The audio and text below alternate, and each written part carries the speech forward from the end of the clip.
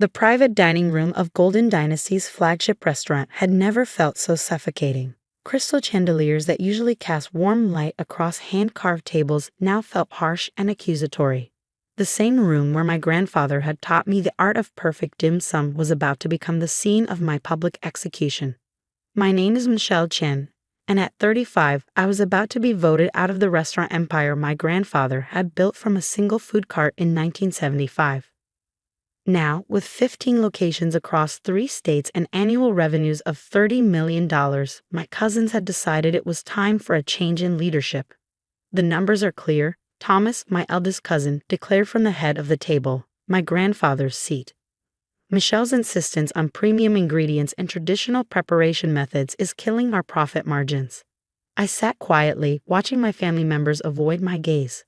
Aunt Helen, my father's sister, was practically vibrating with poorly concealed satisfaction. She'd been pushing her children, Thomas, Richard, and Anna, toward this coup for months. Our food cost is 45% higher than industry standard, Richard added, sliding glossy charts across the mahogany table. All because of Michelle's outdated policies. Outdated policies, like sourcing authentic ingredients from verified suppliers, like maintaining the rigorous cleanliness standards my grandfather had instilled, like treating our staff with respect and paying them fairly.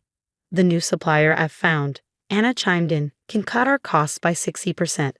Same products, just more economical.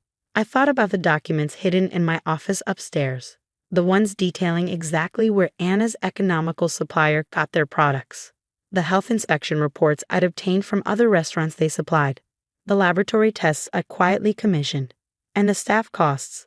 Thomas continued, warming to his theme. Michelle's insistence on experienced chefs, on extensive training, it's unnecessary. We can bring in line cooks at half the cost. Aunt Helen nodded approvingly. It's time to modernize.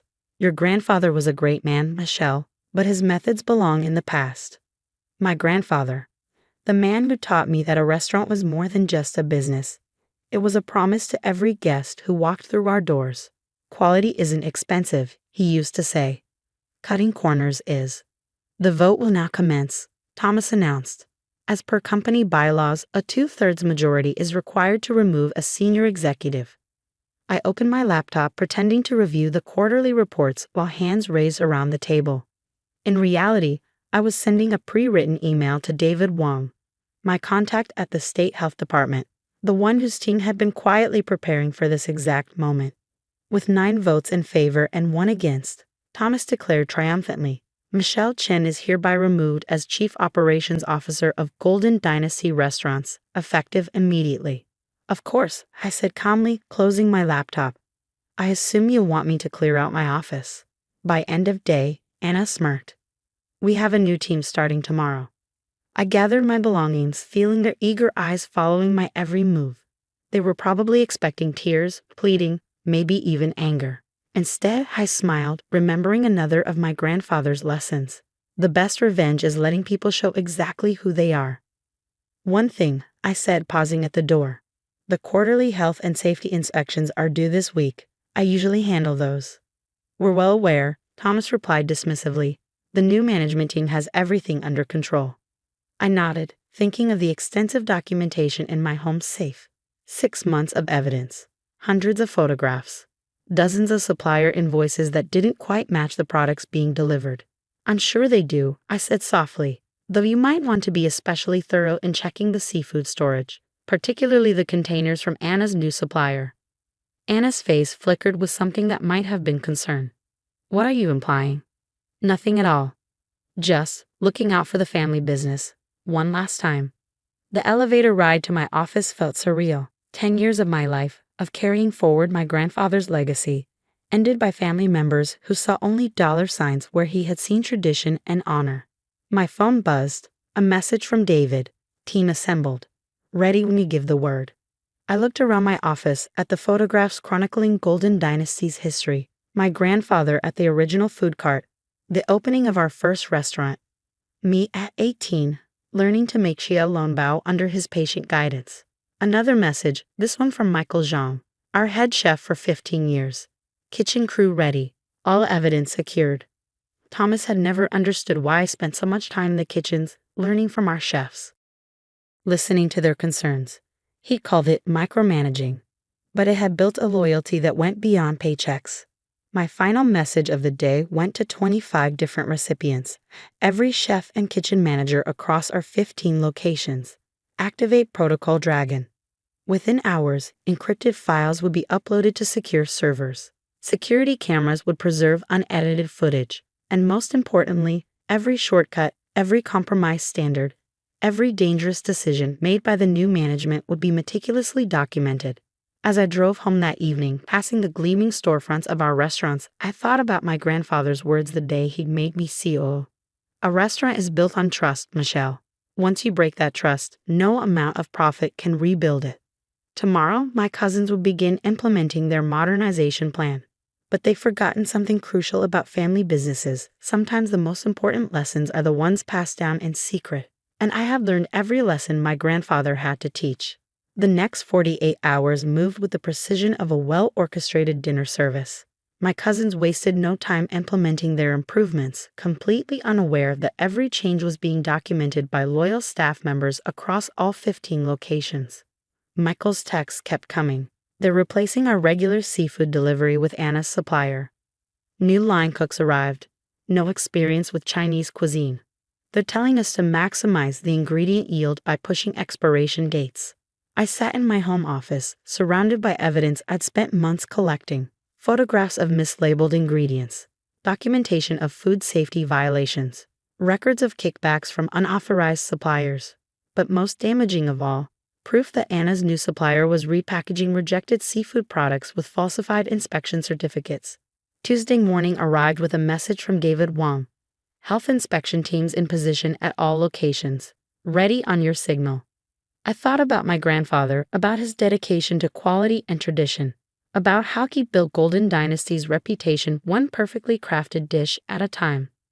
At precisely 11:30 a.m., as the lunch service began, health inspectors entered all 15 Golden Dynasty restaurants simultaneously.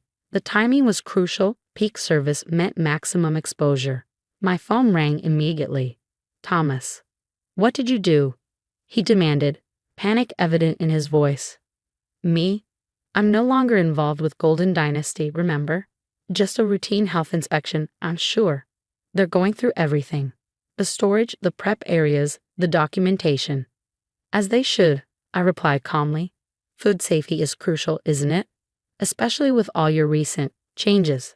I could hear chaos in the background, raised voices, clattering equipment, the sound of inspectors doing their jobs thoroughly. Michelle. Anna's voice cut in. They had me on speaker. Call them off. We can talk about this. Talk about what? Your new seafood supplier? The one repackaging rejected products with forged certificates, or perhaps the kickbacks you've been receiving for using them. Silence. How did you? No. I've been documenting everything for months, every shortcut, every violation, every decision that put profit above safety. You'll destroy the business, Thomas shouted. No, I corrected him. You're destroying it. I'm protecting our customers just like grandfather taught us to.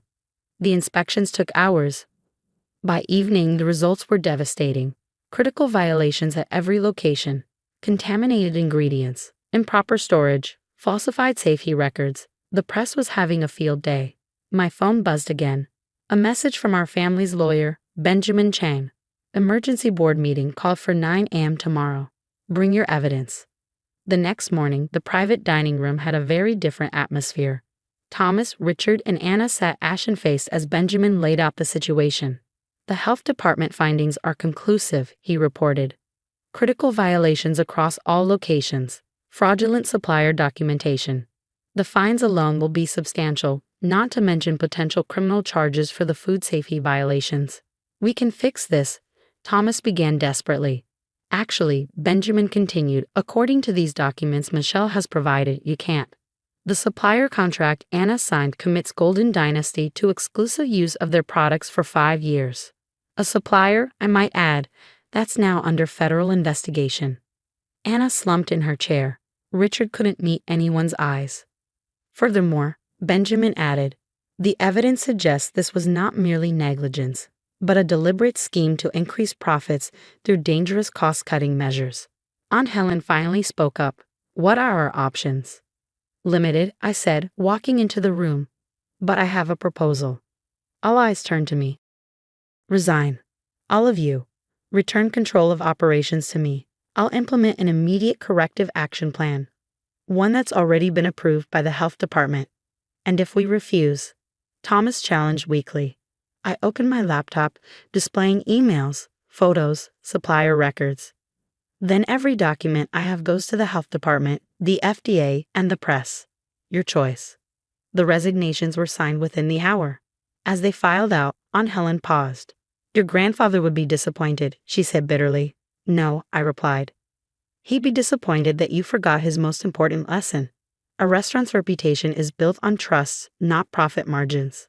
The next few months were intense. I worked with David and his team to implement new safety protocols across all locations. Michael and our experienced chefs trained new staff properly. Every supplier was vetted, every process documented. Most importantly, we returned to my grandfather's standards: quality ingredients, traditional preparation methods, respect for our craft and our customers. The press coverage gradually shifted from scandal to redemption. Golden Dynasty returns to its roots, read one headline. Family restaurant chain recommits to quality, said another. 6 months later, I stood in the kitchen of our flagship location, watching Michael train a new chef in the art of dim sum preparation. Just like your grandfather taught, he said, smiling. Our revenues had initially dropped as we rebuilt our reputation, but loyal customers were returning. More importantly, we were serving food we could be proud of again. Last week, a young restaurant owner came to me for advice about family business pressures. Remember, I told her, sharing my grandfather's wisdom. A restaurant isn't just about profit. It's about trust, tradition, and doing things right even when no one's watching. The private dining room, where I was voted out now, hosts our chef training programs. The chandelier light falls on students learning our traditional recipes, understanding why every detail matters. Thomas, Richard, and Anna moved away, starting new ventures far from the restaurant industry. Aunt Helen still won't speak to me, but that's fine. Some family ties are better left severed. As I write this from my office, watching the dinner service through the window, I can almost see my grandfather nodding in approval. The kitchen hums with purposeful activity, every dish prepared with care and respect for tradition. The health inspection certificates hang proudly in each location, but our real standards go far beyond what any inspector requires. Because as my grandfather always said, when you serve food, you're not just feeding bodies, you're nurturing trust.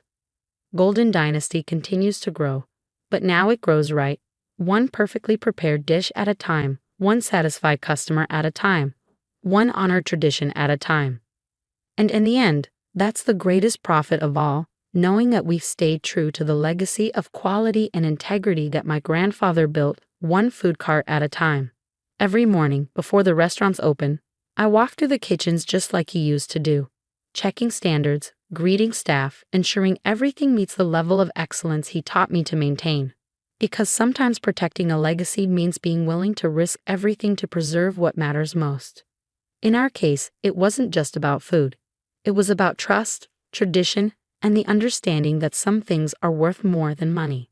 The restaurants are full again, but now with customers who know they can trust every dish that leaves our kitchens.